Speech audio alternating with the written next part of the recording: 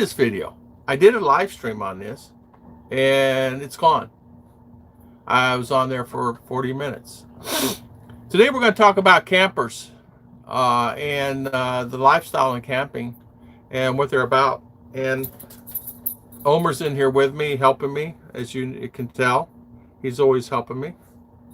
So I want to thank everybody for always coming on our channel. So today we're going to talk about camping and what they're about. And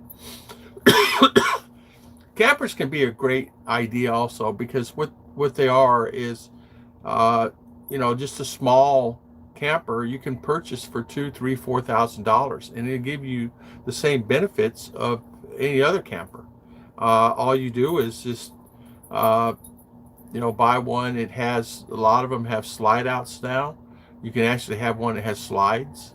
You can actually have one that is how can I say, small, that you can get in and out of, meaning like you park it easily in a lot of spots where a normal one you cannot.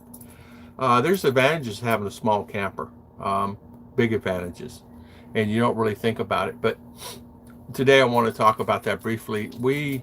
But when I first started camping, I did it out of a pickup truck, and then I started camping from a pickup truck to a small RV camper. And I bought this RV. I paid $3,000, I think $2,000 to $3,000 for it, and I sold it and I made money off of it. It was a good thing for me. It actually taught me a lot about camping. It taught me about what the parks require and things like that, and what they will let you do and won't let you do in a park.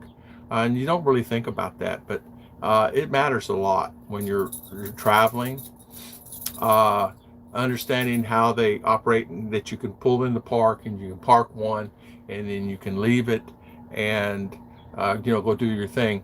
I pulled my first one with a van. I'll never forget that. And I did burn up a van on my camper, the transmission. It ended up costing me $1,200 because I really did not think about that.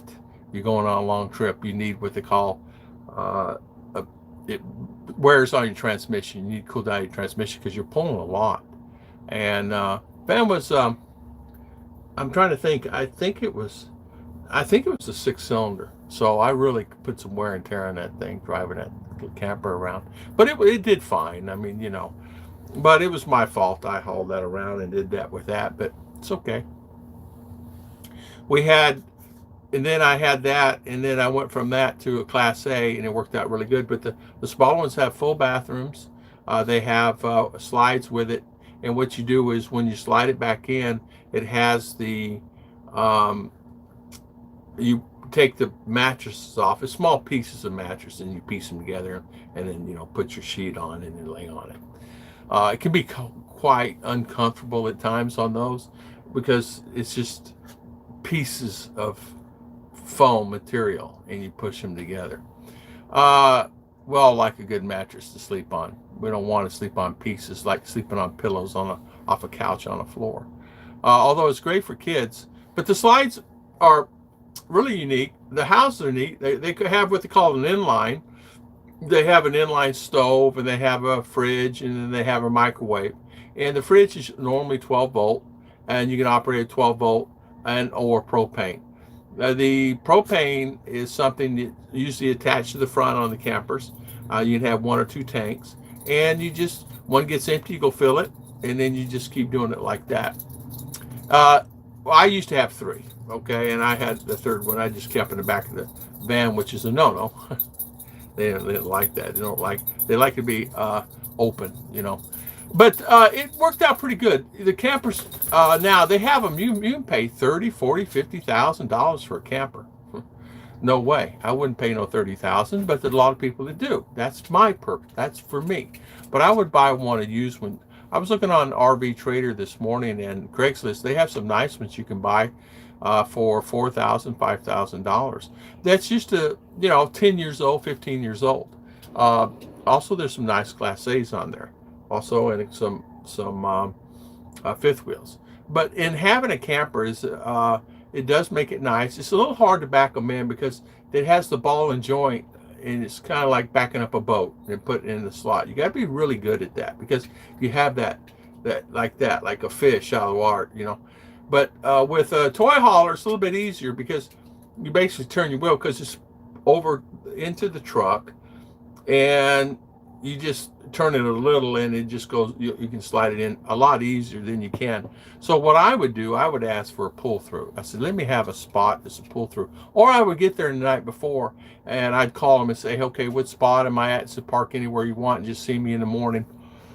And I would always find me a pull through that I could pull my vehicle through or around. You have to be careful too, because if it's raining, you get stuck. If it's a lot of debris, which, you know, a lot of times you're in the forest. A lot of times you're in a park that maybe not take care of their property, and it happens. It's just because you're in pines and pine trees and everything else, so it happens a lot. So, but I wanted to talk about that a little bit this morning. On you can get in an RV and you can do inexpensively, 3,000, 4,000. Also, there was one time I looked at one. It's $2,500. It was a Class A. It was 20 something years old, but it had some issues. And I said, I'm not willing to deal with issues, but if you're willing to deal with the issues, meaning maybe a leak in the corner, leak in the bathroom, things like that, fridge not working, if you're willing to deal with those, you can pick up some really good deals and fix them up yourself. A lot of guys gut them and put whatever they need to have done inside, new motor or whatever. But you'll find that a lot of these motors are really pretty good, unless they just running up down the highway. A lot of them you're going to find it's 20, 30, 40 years old, you know, only have 30, 40, 50,000 miles on it, because they just use it weekends. They use it here. They use it on maybe bike weeks or something that they're into, you know, maybe just going to Yellowstone. But the campers are a good deal out there. So I suggest if you're looking for something, you know, take your time. You could probably find some pretty good deals out there on some campers, and maybe weekend travel. Just make sure you have a vehicle strong enough to pull it, and so you can maneuver it, so don't fishtail on you. You know, pick up the truck. You don't want that. I do have some really nice ones out there. So I want to do this video. People are saying, how can I start out camping? So how can you start camping is just take your time, find you something that you think you can enjoy, and just, you know, kind of go with it. I want to thank everybody for always watching my videos. This is the second video I've done, and I'm sorry that the other one, I don't know, it just didn't save. So hopefully this one saves. If it doesn't, I'm not going to give up. They're not going to win. But I'll get it. God bless everybody, and thank you again. I'll see you guys next time.